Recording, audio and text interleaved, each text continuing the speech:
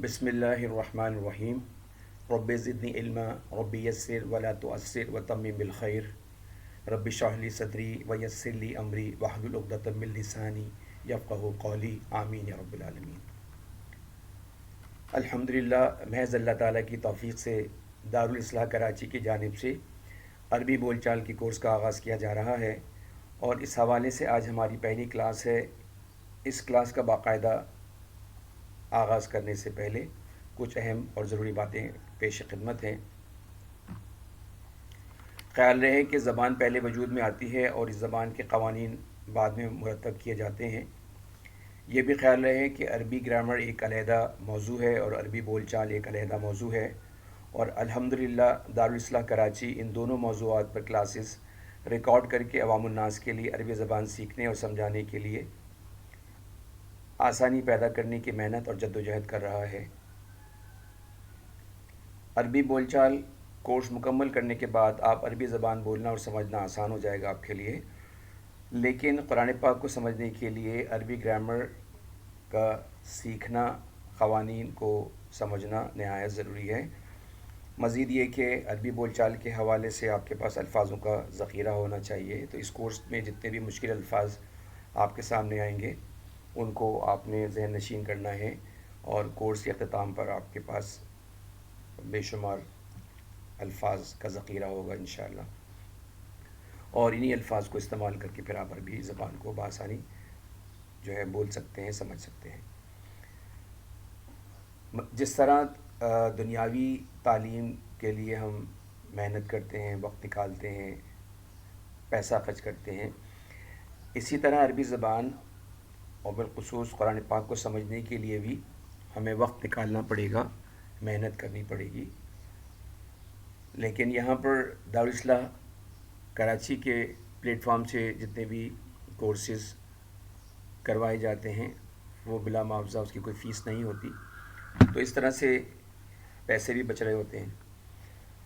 اب ذرا تصور کیجئے کہ جدید دور کی جدید ٹیکنالوجی کو استعمال کرتے ہوئے اگر ہم اس کام کو کرنے جا رہے ہیں، تو اس میں ایک تو یہ کہ ہمارا وقت بہت بچ جاتا ہے، ہمیں کہیں آنے جانے کی ضرورت نہیں پڑتی، ہمیں کوئی اس کے لیے پیسہ نہیں خرچ کرنا پڑ رہا.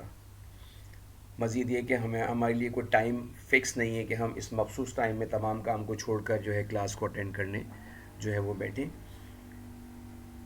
بلکہ جو ریکارڈنگ آپ تک پہنچے گی اس کو آپ اپنی سہولت اور آسانی کے ساتھ جو ہے وہ سنیں گے، توجہ اور دھیان کے ساتھ. اور ریکارڈنگ سے فائدہ یہ ہوتا ہے کہ اس ریکارڈنگ کو ایک سے زیادہ بار سننے سے بات جو ہے اچھی طرح ذہن نشین ہو جاتی ہے. تو یہ تمام آسانیاں جو ہیں وہ ہمیں اس نئی ٹیکنالوجی سے مل رہی ہیں. یہ اللہ کی طرف سے ایک بہت بڑی نعمت ہے جس کی ہمیں قدر کرنا چاہیے، اور اس سے ہمیں مستفید ہونا چاہیے، بھرپور فائدہ اٹھانا چاہیے.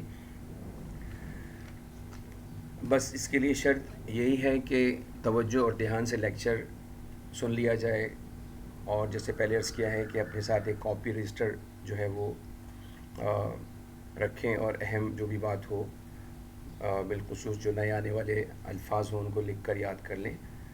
اور یہ سب کچھ کرنے سے انشاءاللہ آپ اپنے آپ میں بہت جلدی تبدیلی محسوس کریں گے. اور مزید بہتری کے لیے اگر کلاس کو اچھی طرح سمجھ لیا جائے، اور ساتھ ساتھ گھر کے کسی فرد یا جانے والے دوست احباب میں سے کسی کو اگر آپ اس لیکچر کو جس میں آپ سمجھتے ہیں کہ آپ کو اچھی طرح سمجھ میں آ گیا ہے، آپ کانفیڈنٹ ہیں، تو پھر آپ اس کو پڑھانے کی کوشش کریں. اس سے یہ فائدہ ہوتا ہے کہ ایک تو ایک کانفیڈنس ڈیولپ ہوتا ہے، چیزیں آپ کی ریوائز ہو جاتی ہیں، اچھی طرح یاد ہو جاتی ہیں، اور پھر جس کو آپ پڑھا رہے ہیں اس کو بھی فائدہ ہوتا ہے، اور یہ عمل جو ہے وہ آپ کے لیے صدقہ جاریہ بن جاتا ہے. اور دوسری ضروری بات یہ بھی ہے کہ کلاس کا جو تسلسل ہے اس کو برقرار رکھنا ضروری ہے. اگر تسلسل ٹوٹ رہا ہو، ایک کلاس چھوڑ کر درمیان سے آپ نے کوئی کلاس جو ہے وہ مس کر دی ہے اور پھر دوسری کلاس آپ سن رہے ہوں، تو اس سے جب وہ تسلسل ٹوٹتا ہے تو پھر کلاس جو ہے وہ سمجھ میں نہیں آتی، کیونکہ کلاس کا جو تعلق ہوتا ہے وہ پچھلی کلاس سے جڑا ہوتا ہے.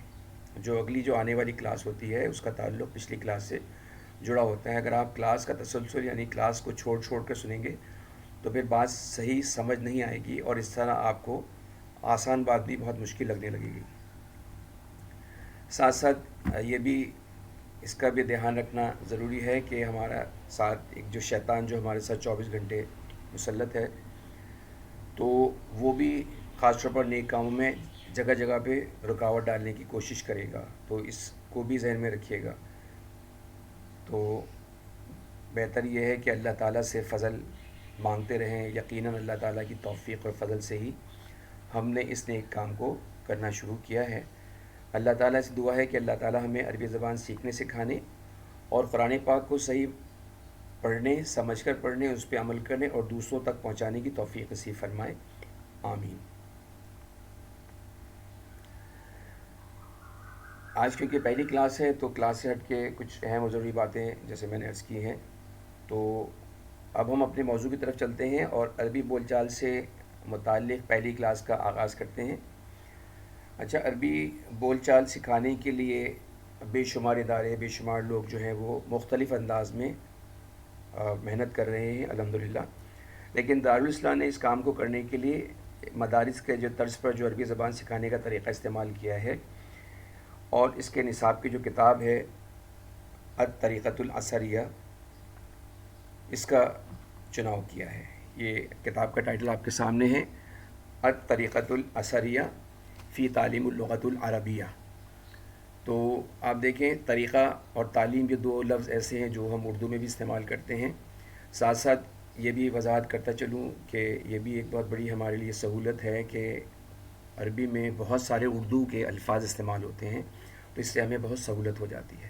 ابھی آگے بھی ہم جب کنٹینیو رکھیں گے تمام لیکچرز کو تو آپ دیکھیے گا بے شمار الفاظ ایسے ہمیں نظر آئیں گے جس کے معنی ہمیں پہلے سے پتہ ہوں گے، تو یہ بھی ہمارے لیے ایک بہت سہولت ہے۔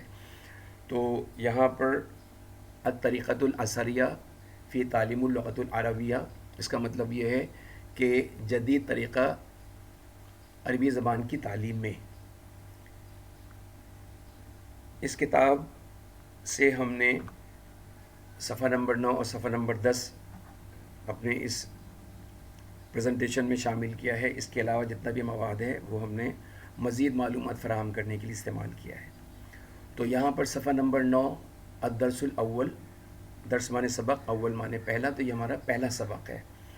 یہاں پر کتاب اور قلم کو میں نے سرکل کیا ہے تاکہ تھوڑا سا ہائی لائٹ کرنے کے لیے آپ کو کہ اس پہ ہم جو ہے وہ کچھ ڈسکس کریں گے اہم بات، تو ہماری توجہ ان دو الفاظ پر ہو۔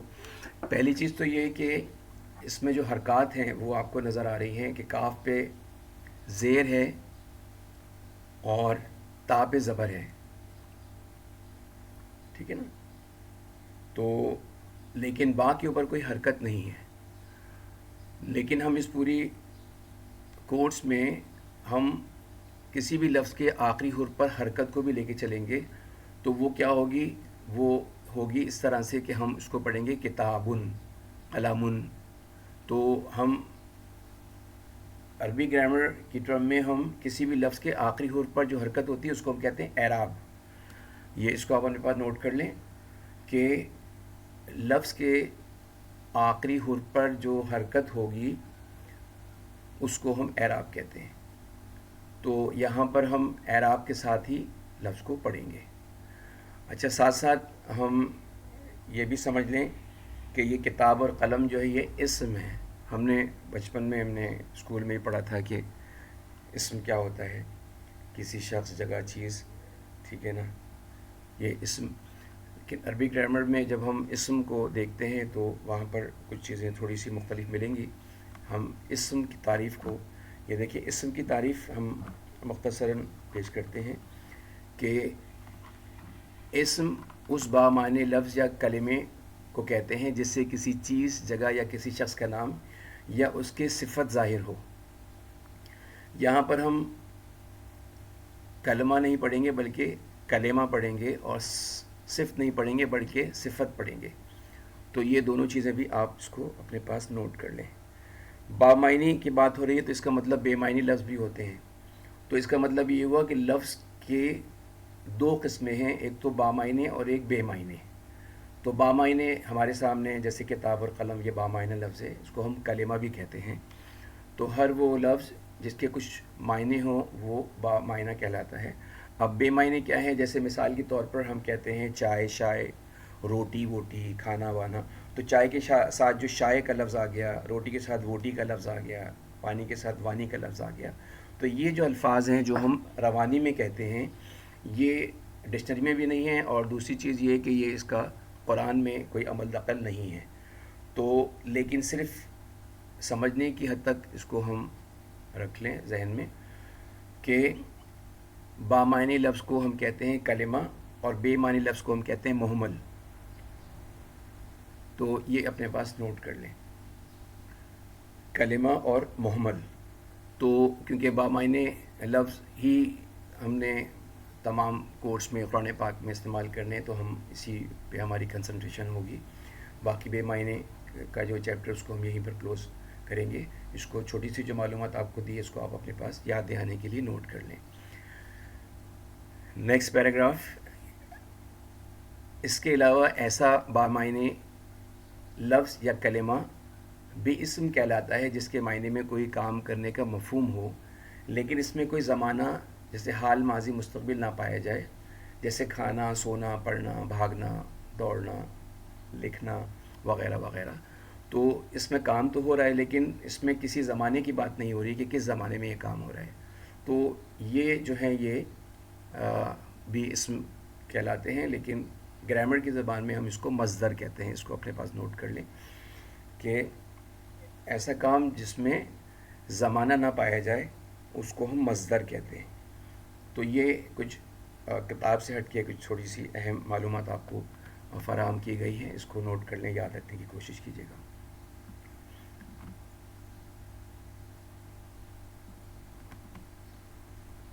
اگلی بات، حاذا کے معنی ہوتے ہیں یہ.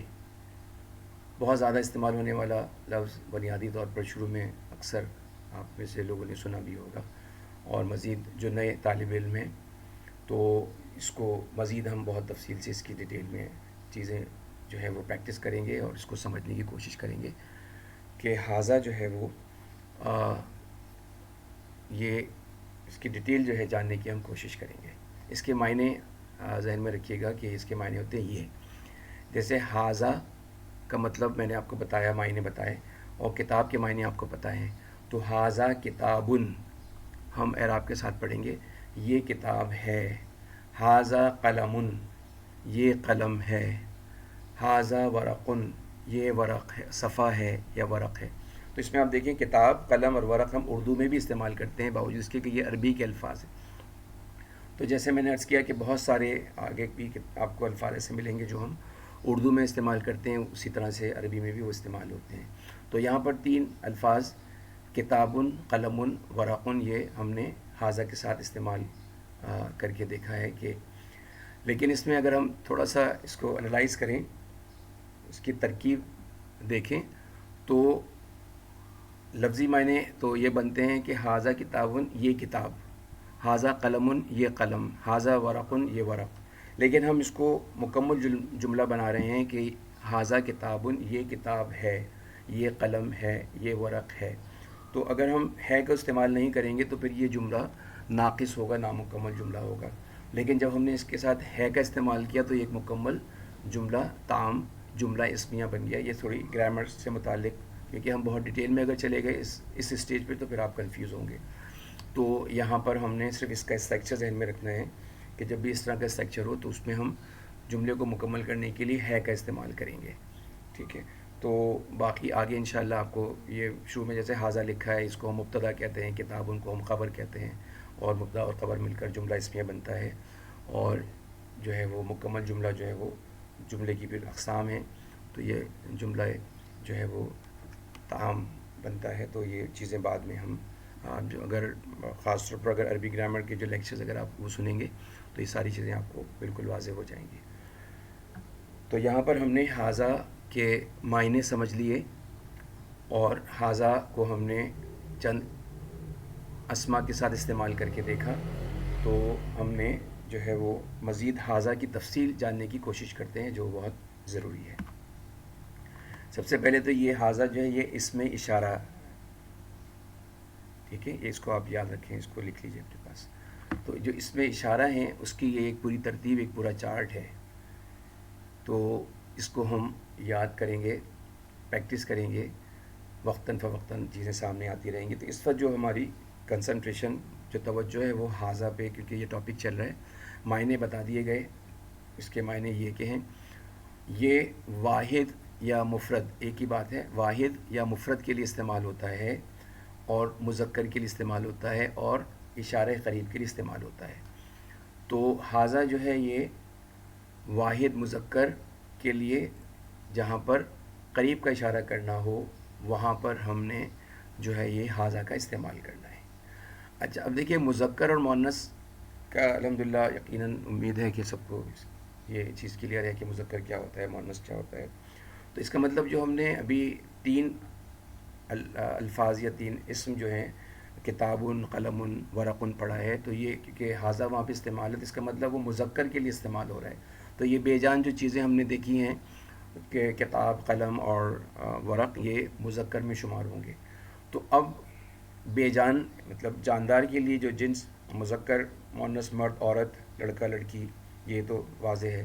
لیکن اب جو بے جان ہیں تو اس کے لیے مذکر، مؤنث، تو اردو میں بھی اگر ہم تھوڑا سا غور کریں، کبھی ہم نے اس کو پہ شاید توجہ نہ دی ہو کہ جو بے جان چیزیں ہوتی ہیں جیسے کرسی ہے، تو یہ مذکر ہے یا مؤنث؟ تو ہم کہتے ہیں کرسی ٹوٹ گئی، کرسی گر گئی، تو یہ مؤنث. ٹھیک ہے. دیوار ٹوٹ گئی، دیوار گر گئی، مؤنث. پنکھا گر گیا، پنکھا ٹوٹ گیا، یہ مذکر. تو جو ہم جو ہے اپنے روزمرہ زندگی میں بھی بے جان چیزوں کو مذکر اور مؤنث کے طور پر استعمال کرتے ہیں، لیکن ہم نے اس پہ کوئی اتنی توجہ نہیں دی. تو اب ہم جب عربی گرامر، عربی لینگویج کو سیکھنے جا رہے ہیں تو یہاں پر ہم نے اس چیز کی تھوڑی وضاحت کرنی ہے، سمجھنا ہے کہ مذکر اور مؤنث جو ہے نا. تو یہاں عربی میں جو ہے وہ کچھ نشانیاں ہیں جس کو ہم جان کر سمجھ کر پہچان لیں گے کہ یہ مذکر اسما ہیں، یہ مؤنث اسما ہیں. تو وہ آہستہ آہستہ پریکٹس کے ساتھ ساری چیزیں بالکل واضح ہوں گی انشاءاللہ. تو یہ حاضہ کے حوالے سے پتہ چلا کہ حاضہ واحد یا مفرد کے لیے استعمال ہوتا ہے، کسی ایک چیز کے لیے استعمال ہوتا ہے جو کہ مذکر ہونی چاہیے، اور اشارہ قریب کے لیے استعمال ہوتا ہے. تو یہاں پر ہم نے یہ تھوڑی سی اسم کو جاننے کی کوشش کی اور حاضہ کی تفصیل جاننے کی کوشش کی. اب ہم آگے چلتے ہیں. ایک نیا لفظ ماں لکھا ہوا نظر آ رہا ہے. ٹھیک ہے. ماں حاضہ. ماں جو ہے وہ سوال کے استعمال ہوتا ہے، اور سوال کے لیے جو لفظ استعمال ہوتا ہے وہ شروع میں ہوتا ہے ہمیشہ. جیسے انگلش میں آپ نے نوٹ کیا ہوگا کہ ہم واٹ کا استعمال کرتے ہیں، شروع میں استعمال ہوتا ہے. تو یہاں پر ماں حاضہ، یہ کیا ہے، تو سوال کے لیے استعمال ہو رہا ہے. حاضہ کا مطلب ہمیں پتہ چل گیا بہت اچھی طرح، اور ماں کا مطلب بھی ہم نے جان لیا کہ سوال کے لیے استعمال ہوتا ہے. اس کے معنی ہوتے ہیں کیا. ماں حاضہ، یہ کیا ہے. حاضہ کتابن، یہ کتاب ہے. ماں حاضہ، یہ کیا ہے. حاضہ بابن، تو بابن کا مطلب دروازہ. ماں حاضہ، یہ کیا ہے. حاضہ قلم، یہ قلم ہے. ماں حاضہ، یہ کیا ہے. حاضہ شباکن، یہ کھڑکی ہے. تو کھڑکی کے لیے ایک لفظ اور بھی نافذتن بھی استعمال ہوتا ہے، لیکن وہ کیونکہ مؤنث میں شمار ہوتا ہے تو اس لیے یہاں پر کیونکہ مذکر کی بات ہو رہی ہے تو ہم یہاں پر شباکن ہی کو استعمال کریں گے. ماں حاضہ، یہ کیا ہے. حاضہ کرسیون، یہ کرسی ہے. ہم عام آپ دیکھیں کتاب، قلم، کرسی، یہ ہم اردو میں بھی استعمال کرتے ہیں. ماں حاضہ، حاضہ جدارن، یہ دیوار ہے. ماں حاضہ، یہ کیا ہے. حاضہ مکتبن، یہ ٹیبل ہے. تو ہم جو ہے وہ اس طرح سے حاضہ کا استعمال، اور اسی طرح سے پھر ہم سوالیہ جملہ بنانے کے لیے ماں کا استعمال کریں گے. اچھا، یہاں پر اگلے ٹیبل میں اگر ہم جائیں گے تو ہمیں ایک تھوڑی سی تبدیلی نظر آئے گی، اور اس تبدیلی کو بہت اچھی طرح سے سمجھنا ہے، اس کی مشق کرنی ہے. شروع میں بنیادی چیزوں کو بہت اچھی طرح سے ذہن نشین کرنا ہے کہ حاضہ جو ہے وہ ہم بے جان کے لیے بھی استعمال کر رہے ہیں. اور نیچے والی جو ٹیبل ہے اگلی ٹیبل، اس میں جاندار جیسے طالب علم، استاد، خادم، یہ جو ہیں یہ سب جاندار ہیں. تو اس کے لیے ہم حاضہ ہی استعمال، اس کا مطلب حاضہ جو ہے وہ بے جان کے لیے بھی استعمال ہوگا اور جاندار کے لیے بھی استعمال ہوگا. بے جان جو ہے ان کو ہم کہتے ہیں غیر عاقل، اور جو جاندار ہیں اس کو ہم کہتے ہیں عاقل. تو اس کی آگے اور مزید وضاحت ابھی ہم کر لیں گے، اچھی طرح سے آپ کو سمجھ میں آ جائے گی. عاقل اور غیر عاقل کی ڈیفینیشن دیکھ لیں گے. تو اگلی ٹیبل میں ہم دیکھتے ہیں حاضہ طالبن، یہ طالب علم ہے. حاضہ استادن، یہ استاد ہے. حاضہ قادمن، یہ ملازم یا نوکر ہے. تو یہاں تک ہم نے بالکل اسی پیٹرن پہ جو ہے وہ جو ہم نے اوپر والا ٹیبل جو کہ مذکر کے تھا، تو یہاں پر بھی ہم نے جو ہے وہ آپ دیکھیں کہ یہ مذکر اسماء ہیں سارے کے سارے، اور یہاں پر ہم نے حاضہ کا استعمال کیا ہے واحد کے لیے. سارے کے سارے واحد ہیں اور قریب، اشارے قریب کے لیے. آگے تھوڑی سی تبدیلی آپ کو نظر آ رہی ہے، ماں نہیں ہے بلکہ من ہے. تو اس کا مطلب یہ ہوا کہ غیر عاقل یا بے جان چیزوں کے لیے جب سوال کیا جائے تو وہاں پر ہم ماں کا استعمال کریں گے، اور جاندار عاقل کے لیے جب سوال کیا جائے تو وہاں پر ہم من کا استعمال کریں گے. من حاضہ، ٹھیک ہے، وہاں پہ ہم کہتے ہیں ماں حاضہ، یہ کیا ہے. اب ہم جب من حاضہ کہیں گے تو یہ کون ہے. حاضہ طالبن، یہ طالب علم ہے. من حاضہ، یہ کون ہے. حاضہ رجلن، یہ آدمی ہے. من حاضہ، حاضہ استادن، یہ استاد ہے. من حاضہ، یہ کون ہے. حاضہ ولدن، یہ لڑکا ہے. من حاضہ، یہ کون ہے. حاضہ قادمن، یہ ملازم یا نوکر ہے. تو یہ اس طرح سے جو ہے وہ ہم جو ہے وہ پریکٹس کریں، مزید نئے الفاظ اپنے سامنے رکھیں، اور اس کی پریکٹس ضروری ہے تاکہ چیزیں اچھی طرح سے ذہن نشین ہو جائیں. جیسے میں نے عرض کیا تھا کہ اس کی مزید تفصیل ہم اور دیکھیں گے تاکہ اچھی طرح ذہن نشین ہو جائیں. ماں اور من میں فرق. اگر کسی چیز غیر عاقل کے بارے میں سوال کرنا ہو تو ماں استعمال کرتے ہیں، جیسے ماں حاضہ، یہ کیا ہے. اگر کسی انسان عاقل کے بارے میں پوچھنا ہو تو من استعمال کیا جاتا ہے، جیسے من حاضہ، یہ کون ہے. مزید وضاحت کہ انسان، جن اور فرشتوں کے علاوہ باقی جتنی بھی چیزیں ہوں گی وہ ساری کی ساری غیر عاقل میں شمار کی جائیں گی. تو یہ امپورٹنٹ پوائنٹس ہیں، اس کو ذہن نشین کیجیے گا تاکہ آگے ہمیں ترجمہ کرنے میں آسانی ہو. اگر یہ چیزیں نہیں پتہ ہوں گی تو پھر ہم صحیح طرح سے ترجمہ نہیں کر پائیں گے.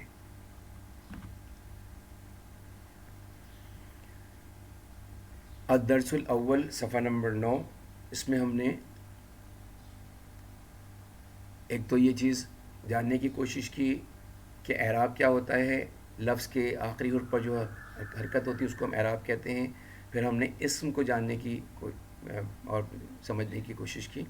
پھر ہم نے حاضہ کا استعمال اور حاضہ اس میں اشارہ، اس کی تفصیل جاننے کی کوشش کی. اور اس ساتھ ساتھ پھر ہم نے سوالیہ جو جملہ تھا ماں کے ساتھ اور من کے ساتھ، اس کو ہم نے دیکھا. اور جو اہم بات تھی کہ ماں جو ہے وہ غیر عاقل کے لیے استعمال ہوتا ہے، بے جان کے لیے، اور من جو ہے وہ عاقل کے لیے، جاندار کے لیے استعمال ہوتا ہے. لاسٹ لائن اس سبق کی، حاضہ سیدن. اب سعید، محمود اور حامد یہ نام ہیں لوگوں کے نا. تو یہاں پر اس کا مطلب یہ، اس کا مطلب یہ ہوا کہ ہم کسی نام، کسی کا تعارف کروانے کے لیے بھی حاضہ کا استعمال کر سکتے ہیں. حاضہ سیدن، یہ سعید ہے. حاضہ محمودن، یہ محمود ہے. حاضہ حامدن، یہ حامد ہے. تو یہ بھی ہم کر سکتے ہیں. یہاں پہ جو ہے وہ بے جان چیز کا استعمال مذکر یا مؤنث کے لیے. اب دیکھیے کہ جیسے ابھی ہم نے وہاں پر مشق کی تھی کہ حاضہ جو ہے وہ ہم نے بے جان کے لیے استعمال کیا، اور ماں جو ہے وہ ہم نے سوال بے جان کے لیے، غیر عاقل کے استعمال کیا. تو یہاں پر اس چیز کو سمجھنے کے لیے کہ یہ ضروری نہیں ہے کہ وہ تمام چیزیں یا وہ جو ہم اردو میں مذکر ٹریٹ کر رہے ہیں وہ عربی میں بھی مذکر ہوں. یہ ضروری نہیں ہے کہ جو چیز ہم اردو میں مؤنث ٹریٹ کر رہے ہیں وہی عربی میں بھی مؤنث ہو، ایسا نہیں ہے.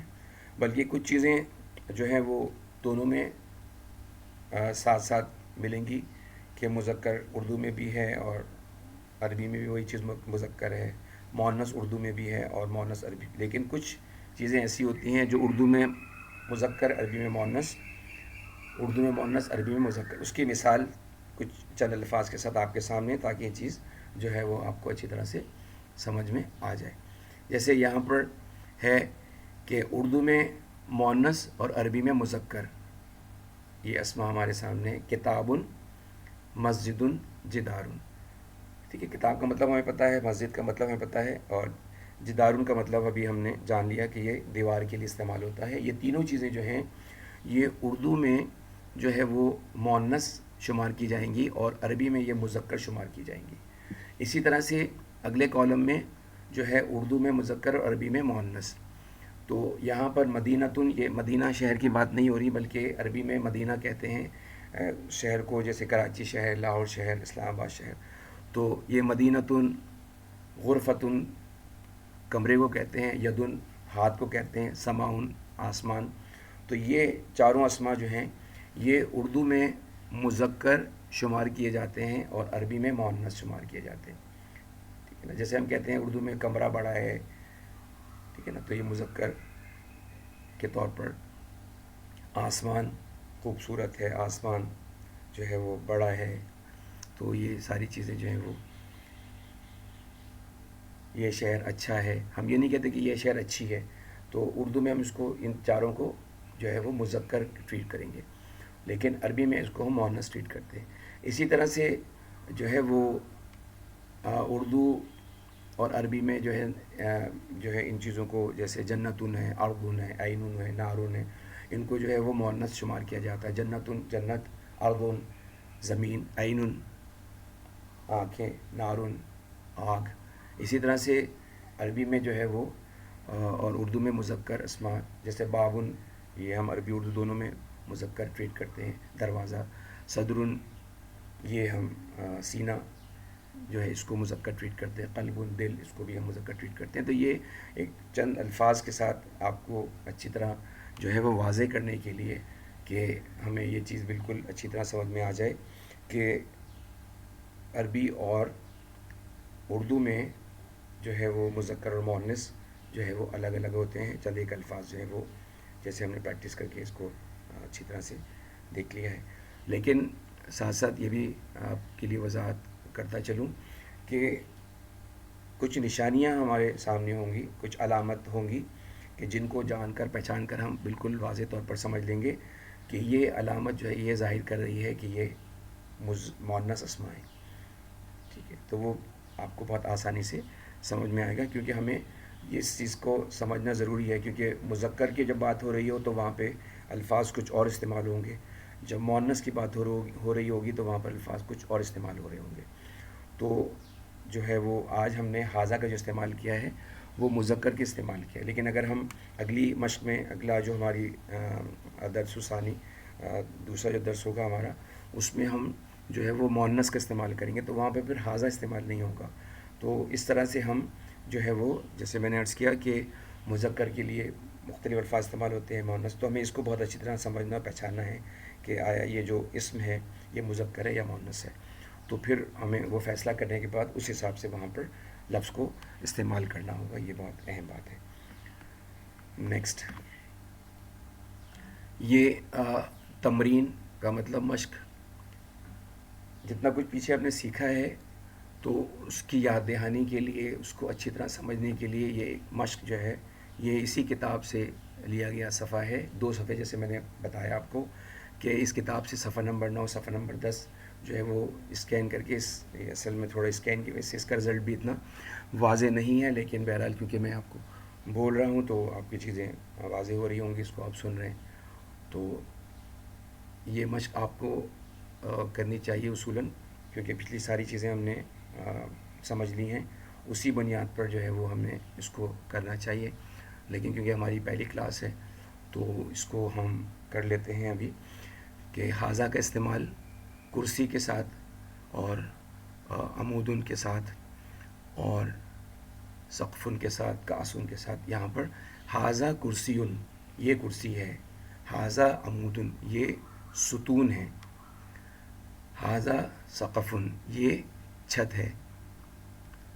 ھذا کاس کاسن کہتے ہیں گلاس کو, تو یہ گلاس ہے. ھذا ورق یہ صفحہ ہے. ھذا تلمذ شاگرد کو کہتے ہیں, تو یہ شاگرد ہے. ھذا قادم یہ ملازم ہے یا نوکر ہے. ھذا معلم یہ استاد ہے. ٹھیک ہے, تو یہ اسماء جو ہیں وہ ہمارے سامنے تھے جس کو ہم نے ھذا کے ساتھ استعمال کر کے دیکھا. آپ مزید الفاظ اپنے ساتھ رکھیں اور اس کی پریکٹس کریں تو انشاءاللہ یہ چیزیں آپ کو اچھی طرح سے سمجھ میں آ جائیں گی. اگلا لفظ ہے یوسف. اچھا, یہ اسم تو ہے لیکن یہاں پر تھوڑی سی وضاحت کرنا ضروری ہے کہ ہم نے ابھی تک جتنے بھی الفاظ استعمال کیے ہیں اس کے ساتھ ہم نے اعراب جو ہے دو پیش کو استعمال کیا ہے. تنوین, کرسیٌ, ٹھیک ہے, عمودٌ, سقفٌ, کاسٌ, ورقٌ, تلمذٌ, قادمٌ, معلمٌ. لیکن جب ہم یہاں پر آئے ہیں یوسف نام جو ہے تو یہ جو ہے وہ اسما جو ہیں ان کی دو کیٹیگریز جتنے بھی پیغمبروں کے نام ہیں یہ غیر منصرف اسما میں شمار ہوتے ہیں. منصرف جو بھی ہم نے پیچھے پڑھے ہیں وہ سارے منصرف اسما ہیں. یہ گرامر کی تھوڑی سی ٹرمنالوجیز کو ڈیٹیل میں جو عربی گرامر کا کورس ہے اس میں آپ کو سمجھ میں آ جائے گا. بہت تفصیلی طور پر اس کو ڈسکس کیا ہے کہ غیر منصرف اسما کون کون سے ہوتے ہیں اور منصرف اسما. تو یہاں پر مختصراً بس یہ ذہن میں رکھیے کہ 6 انبیاء کے علاوہ باقی جتنے بھی انبیاء ہیں وہ سارے کے سارے غیر منصرف اسما میں شمار ہوتے ہیں. اور غیر منصرف اسما پر جو ہے وہ اس کا جو اعراب ہوتا ہے وہ تنوین نہیں ہوتا بلکہ ایک پیش ہوتا ہے. تو یہاں پر ہم یوسف نہیں پڑھیں گے بلکہ اس کو ہم پڑھیں گے یوسفو پیش کے ساتھ. ٹھیک ہے, ھذا یوسفو. تو یہ ایک درمیان میں نئی چیز سامنے تھی تو میں نے اس کی وضاحت کی ہے. مزید تفصیل کے لیے پھر آپ منصرف اور غیر منصرف اسما جو ہے وہ پھر اس میں عربی گرامر کے حوالے سے اس میں تفصیلی طور پر بتایا گیا ہے. ھذا حارسٌ یہ چوکیدار ہے. تو یہ یہاں پر جو ہے ھذا کا استعمال بتایا گیا ہے.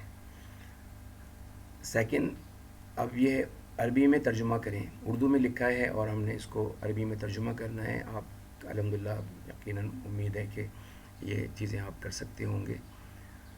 تو جیسے پہلا لفظ ہے یہ پینسل ہے. ٹھیک ہے نا, یہ کا مطلب ہم نے دیکھ لیا. ھذا کا استعمال جو ہے وہ عاقل کے لیے بھی استعمال ہو رہا ہے, غیر عاقل کے لیے بھی استعمال. تو پینسل جو ہے وہ غیر عاقل ہے تو ہم ھذا کا ہی استعمال کریں گے. ھذا قلم الرصاص, ھذا قلم الرصاص. تو یہاں پر ہم یہ پینسل ہے, یہ کھڑکی ہے. ھذا شباک یہ دیوار ہے. ھذا جدار. ھذا, اب دیکھیے یہ ستون کے لیے ہم نے بھی جاننے کی کوشش کی تھی کہ عمود. ھذا عمود یہ ستون ہے. ھذا ولد یہ لڑکا ہے, یہ مرد ہے. ھذا رجل. اور باپ کے لیے ہم ابن یا والدن دونوں استعمال کر سکتے ہیں. ھذا والدن یہ سعید ہے. نام کے لیے بھی ہم نے ھذا کا استعمال کر کے دیکھا تھا. یہ ھذا سید. ھذا مدرس. ھذا عالم. تو اس طرح سے بہت آسان الفاظ ہمارے سامنے تھے اور اس کی مشق کرتے رہیں. مزید الفاظ اپنے سامنے رکھیں اور باقی چیزیں ہم آلریڈی ڈسکس کر چکے ہیں جو ہمارے سامنے لکھی ہیں. تو یہ ہم نے پہلے ہی اس کو سمجھ لیا ہے تمام چیزوں کو. تو یہاں پر الفاظ کے معنی بھی ہمارے سامنے ہیں. تو ایسے الفاظ جس کے معنی آپ کو نہیں معلوم اس کو لکھ لیں, یاد کر لیں, کیونکہ ابھی سے ہی جو ہے وہ ضروری ہے کہ ہر لیکچر کو اچھی طرح سے یاد کر لیا جائے، سمجھ لیا جائے، اور اس کے بعد جو ہے وہ پھر آپ اس کی جو ہے وہ اچھی طرح سے مشق کریں. تو اس سے یہ ہوگا کہ پھر اگلی لیکچر میں آپ کو آسانی ہوگی، کیونکہ آگے جتنا ہم بڑھتے چلے جائیں گے پچھلی چیزیں جو ہے اس سے تعلق ایک قائم رہتا ہے.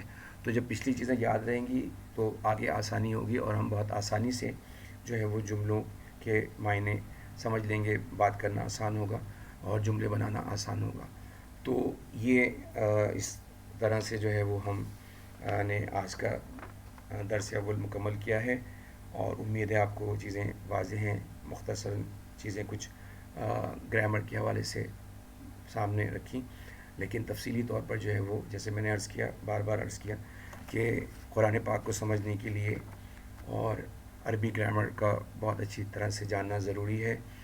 تو یہاں پر بھی جو عربی زبان جب ہم بولیں گے تو اس کے لیے بھی جو ہے وہ عربی کے قوانین کو سمجھنا ضروری ہے.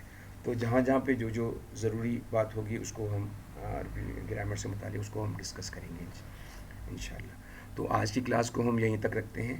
انشاءاللہ اگلی کلاس جو ہے جلد ہی اپلوڈ کی جائے گی، اور پھر انشاءاللہ آپ اس سے بھی مستفید ہوں گے.